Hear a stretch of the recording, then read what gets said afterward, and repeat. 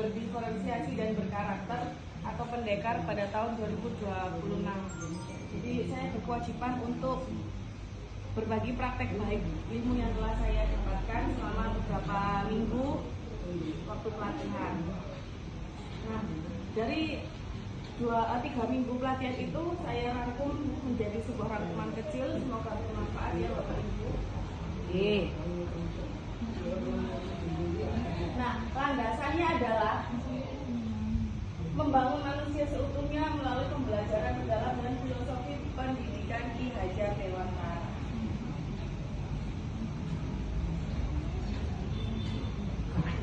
Prinsip pembelajaran mendalam yaitu yang pertama berkesadaran, bermakna, yang ketiga menggembirakan. Yang dimaksud berkesadaran, murid memiliki kesadaran penuh sebagai pembelajar aktif, mampu meregulasi diri serta memiliki rasa ingin tahu dan motivasi intrinsik yang kuat. Bermakna artinya menerapkan pengetahuan secara kontekstual pada kehidupan nyata dan isu terdekat murid, bukan sekedar menghafal konten akademis. Yang ketiga menggembirakan, yaitu menciptakan flashback ingatan masa lalu ya. Tahun 2001 kita kenal dengan taksonomi Bloom. Taksonomi Bloom itu mengingat dan memahami, menerapkan, menganalisis, mengevaluasi, dan mencipta. Jadi Bloom itu tahun 2001. Lebih lama lagi taksonomi Solo itu sejak tahun 1982. Dia sifatnya instruktural dan multistruktural, kemudian bersifat relasi, berpikir abstrak, mendalam.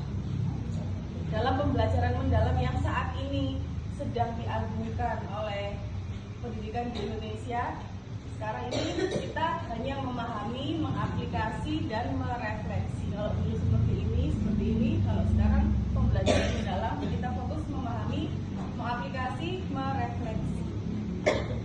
Nah, deskripsinya adalah mengingat informasi dan membangun banyak ide dasar. Mengaplikasi itu apa? Menghubungkan ide-ide secara kohesif pada masalah nyata, merefleksi, memperluas ide dan menerapkannya pada konteks baru. Dalam belajar anak-anak, kita mengenal ada 3 tahap pengalaman belajar. Yang pertama, memahami. Memahami artinya siswa aktif mengonstruksi pengetahuan esensial, aplikatif, serta nilai karakter melalui eksplorasi mandiri maupun kolaboratif. Mengaplikasi, murid memperluas pengetahuan dengan menghubungkan konsep. Pengalaman belajar itu kalau istilah yang lama langkah-langkah kegiatan belajar. Kalau yang sekarang adalah pengalaman belajar. Hanya beda istilah saja. Pengalaman belajar yaitu menerapkan alur-alur memahami, mengaplikasi, merefleksi berlandaskan prinsip saling memuliakan. Yang kelima, terakhir, asesmen pembelajaran yaitu merancang asesmen awal, asesmen formatif, dan asesmen sumatif. Asesmen dan saling memuliakan. Implementasi di kelasnya yaitu yang pertama prinsipnya saling memuliakan. Maksudnya bagaimana saling memuliakan? Yaitu menghormati perbedaan gaya belajar, memberi otonomi dan membangun relasi empati. Kemudian ada asesmen awal, mengukur kesiapan mental dan pengetahuan prasyarat murid. Ketiga, asesmen formatif, memantau perkembangan dan umpan balik berkelanjutan. Yang kelima, asesmen formatif, mengukur pencapaian akhir kompetensi dan tujuan pembelajaran.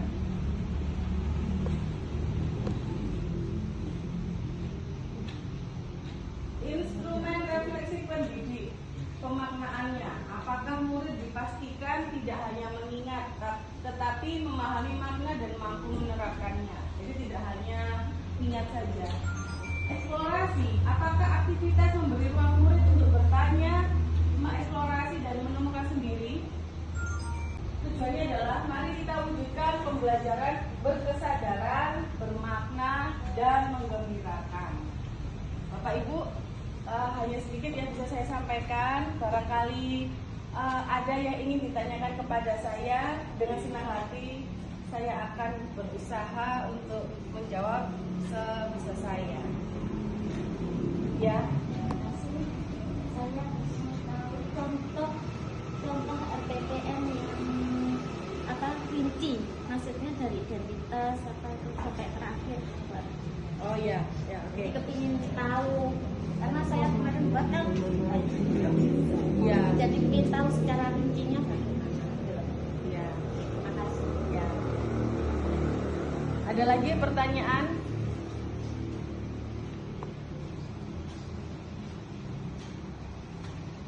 Untuk menjawab pertanyaannya Bu Isa, insya Allah minggu depan kita akan membahas RPM. Jadi kita belajar bersama.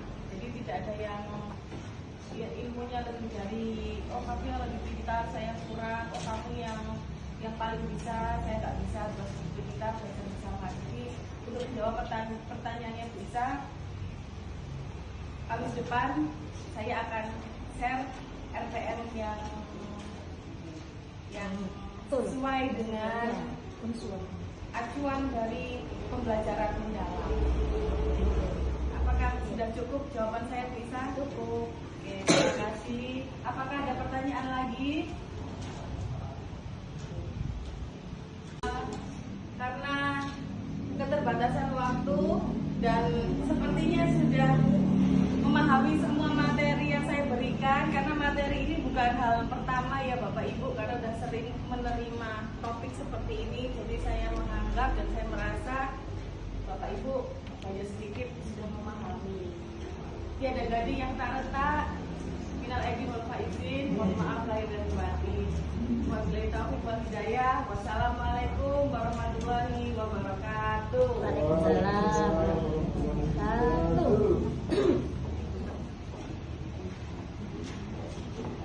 Terima kasih untuk ngobrol hari ini kita dengan narasumber Bu Ana Aprilia Widati dan narasumber Pak Putra. Semoga acara Kombeng ini setiap hari Kamis bermanfaat untuk kita semuanya. Amin. Wassalamualaikum warahmatullahi wabarakatuh. Waalaikumsalam warahmatullahi wabarakatuh.